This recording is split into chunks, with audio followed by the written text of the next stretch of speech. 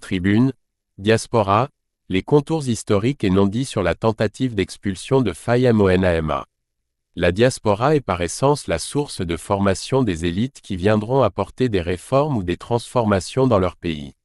Au fil des années, des régimes, la diaspora congolaise est passée de levier essentiel pour le développement en « ennemi de la République », selon la terminologie du régime en place. L'article 3 du protocole sur les amendements à l'acte constitutif de l'Union africaine reconnaît le rôle important que doit jouer la diaspora africaine dans le développement du continent et stipule que l'Union invite et encourage la diaspora, comme partie importante de notre continent, à participer pleinement à la construction de l'Union africaine. Depuis le sommet de l'Union africaine en juillet 2018, un État de la diaspora africaine a été officiellement créé. 1960 les années post-indépendance.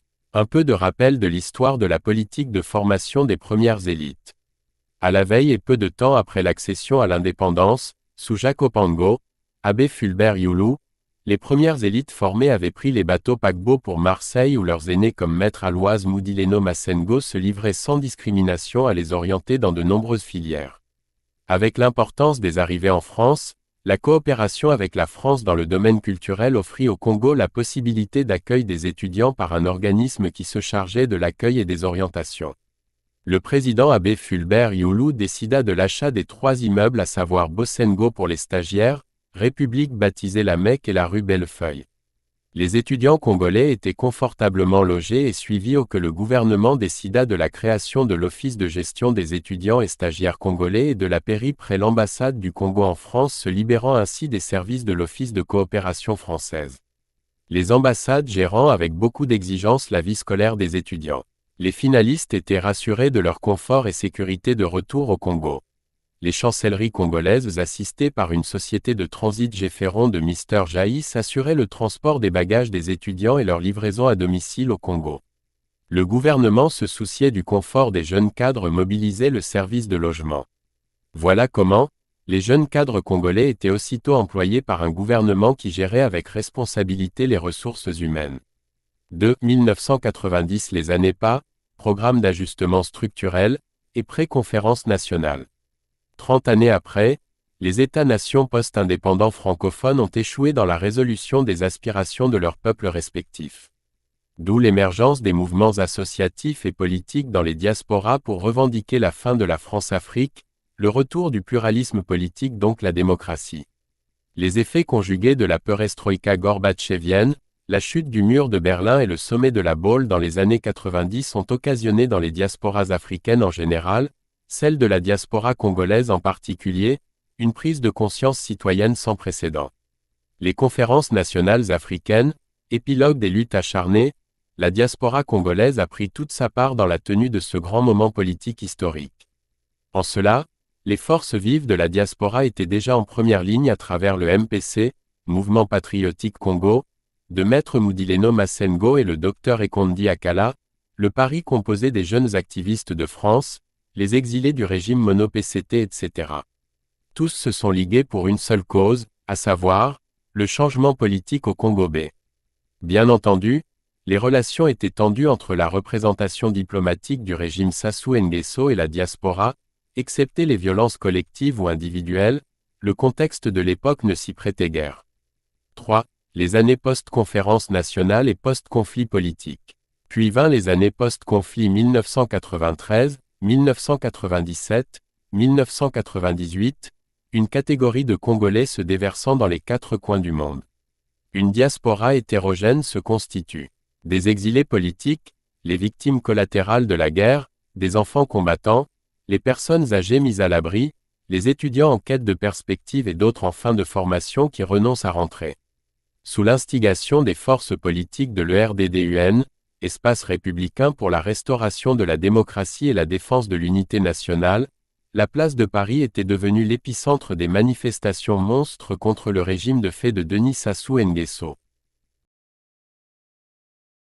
Le président Pascal Lissouba ainsi que ses anciens premiers ministres Yombi Opango et Bernard Colalah, autorité morale de l'ERDDUN ont été les figures de proue de cette acharnée que nous avons menée contre le régime de Brazzaville afin de restaurer le processus démocratique, brûlé par le pétrole, un certain 5 juin 1997.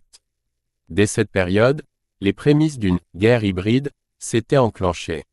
Celle légitime de la communication, les manifestations et autres lobbying politiques dans les sphères de décision françaises, et, une autre plus sournoise, cynique et violente. Deux parfaites illustrations sur la France-Afrique triomphante. Astérisque la tentative avortée de l'assassinat du ministre Munguga Kombo Ngila en début 1999 révélée dans l'émission Pièce à conviction de France 2 par Bernard Courcel, un ancien barbouzard. https://www.facebook.com/watch_v = 810712393785331. Le 11 mars 2003, la tentative avortée de l'expulsion du président Yombi Opango suite à un arrêté préfectoral arbitraire conçu nuitamment dans les laboratoires de la France-Afrique. https://bar-val-t-expulse-2003-expulse-12-val-expulse-2003-8962228.php. Les violences jadis circonscrites au Congo-B étaient exportées pour la première fois à l'étranger, actes inauguraux malencontreux qui n'ont cessé de s'amplifier depuis. Néanmoins, comme en 1990, c'est depuis les forces vives de la diaspora que le pouvoir de Brazzaville négocia la résolution via la facilitation du pasteur Jean-Arnold de Clermont, président du Conseil de la Fédération protestante de France de 1999 à 2007 et président de la Conférence des Églises européennes de 2003 à 2009. Le président Omar Bongo, Dominique de Villepin et Jean-Dominique de Okemba servirent d'acteurs en présence du président Yombi Opango et de ses collaborateurs Guy Mafimba Motoki, Georges Oboba et Prince Kitemo. L'histoire juge implacable, la vérité n'ayant pas de tombe, tout ceci mérite d'être connu des nouvelles générations.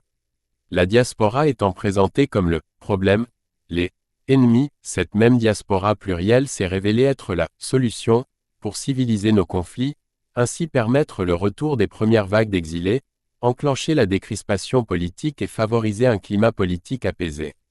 Les forfaitures d'octobre 2015, mars 2016, 2021 et la crise multidimensionnelle. La philosophie ne trompe pas mais ne la comprend pas qui veut. Pour comprendre les enjeux politiques et socio-économiques actuels, convoquons le professeur Charles Zachary Bowao dont l'analyse prospective dans sa célèbre phrase « Le changement de la Constitution est juridiquement infondé, politiquement désastreux, socialement explosif. » La diaspora congolaise, partout dans le monde, s'est levée pour battre les pavés parisiens, de Pretoria, de Dakar, de Washington, de Montréal, de Kinshasa, de Rabat, de Suède, de Norvège etc., pour marteler le non au changement de la Constitution, les braquages électoraux de 2016 et 2021, les crimes de masse dans le département du Poul en 2016, la répression des manifestations, le pillage du pays par les écuries d'Ogias, la crise sociale et économique, les détentions de Paulin Makaya, Jacques Banangazala, Serge Oba, Jean Ngwabi, André Okombi Salissa, Jean-Marie Mokoko ainsi que Marien Madzimba qui a échappé. À cela, faut ajouter les assassinats de Marcel Tsuru, Gambou, Augustin Kalakala et nombreux anonymes.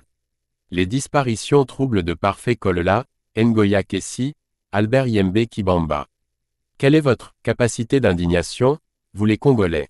Dixit le regretté François-Xavier Verscheive, exhortation posthume qui s'est matérialisée dès 2015 à partir des manifestations populaires regroupant toutes catégories de Congolais, un engagement citoyen sans précédent, un tournant irréfutable de notre attachement à la mère patrie Congo-B. Paris est décrété, capitale du Congo-B libre, eu égard à l'implication manifeste de François Hollande puis Emmanuel Macron dans les contentieux politiques nés de la triple forfaiture constitutionnelle et électorale. Levier important intégré dans la lutte, la révolution numérique est venue bouleverser la donne politique. À 8000 km de Brazzaville, une nouvelle génération, férue d'Internet, la génération 3.0 dont #ça suffit lancé par le jeune activiste Andrea Ngombe et le slogan de ralliement, inonde les réseaux sociaux, traverse les frontières, met un focus sur le Congo de Denis Sassou Nguesso. Le pouvoir est déstabilisé, plus rien ne sera comme avant. 4. Papy Sassou Nguesso, face à ses petits-enfants, la guerre hybride perdue de Sassou Nguesso. Expulsion clandestine de Faye Monama, explorons 3 facteurs. Astérisque la bataille que retenir sur la tentative d'expulsion clandestine de Faye Monama, explorons 3 facteurs. Astérisque la bataille hybride. La diaspora en pointe d'une offensive hybride, cyberguérilla, offre politique, fer de lance de la lutte, a mis en difficulté un régime qui avait misé sur le terreur pour taire toutes les voix dissonantes. La diaspora a éveillé les consciences et emprunté la parole des sans-voix, le peuple souverain étant BILLONNE accent aigu. Par ailleurs, au sein de cette diaspora, des offres politiques, en termes de leadership ou organisation émergent et suscitent l'adhésion du peuple. Des web médias tels Ziana TV, TLR TV, Radio de la Communauté USA, Afrikili TV, Ebaka Show, Basango Yassasuland, Congo Morning, Congo Liberty etc. ont libéré la parole. Des émissions cultes à l'instar de la matinale de Brice Landry Decaux et le 17h dimanche sont devenues des lieux de délibération populaire et parlement populaire, qui mettent à nu les dérives du système, proposent des solutions, bref restaurent la palabre africaine. Astérisque Paris berceau de la France-Afrique aujourd'hui capitale de la France libre. Contentieux historique dans le registre de la neutralisation des figures. En 2015, Andrea Ngombe, leader du collectif SASSOUFIT est kidnappé et agressé dans l'enceinte de l'ambassade. Il a gardé les stigmates de cette sauvage agression. Le 10 novembre 2015, le général Ferdinand Mbaou échappe miraculeusement à un assassinat. Information judiciaire ouverte, les présumés coupables interpellés pas de suite à ce jour. Mai 2018, l'activiste Roland Nitou est agressé à Paris sans qu'une suite judiciaire juste et équitable soit prononcée en sa faveur. Passons toutes les tracasseries administratives subies par les activistes dans différentes préfectures en France.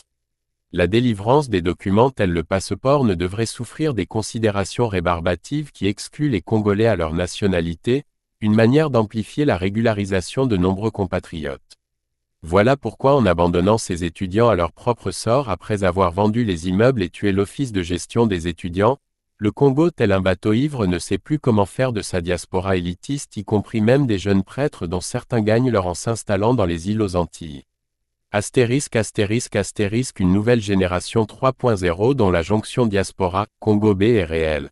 L'activiste, le vainqueur des défis, le résistant Faye Monama qui a échappé à une tentative d'expulsion clandestine s'inscrit dans cette liste scabreuse des cibles de la diaspora. Les derniers soubresauts de la France-Afrique ayant pris pour cible Faye Monama, figure incontournable de la génération 3.0 dont la jonction diaspora-Congo B est réelle. L'audience devant la juge des libertés plaidant 3 faits majeurs, la convocation déloyale, les vices criards de procédure, la détention arbitraire. En somme, il règne une ambiance pré-insurrectionnelle au regard des conditions subjectives et objectives réunies.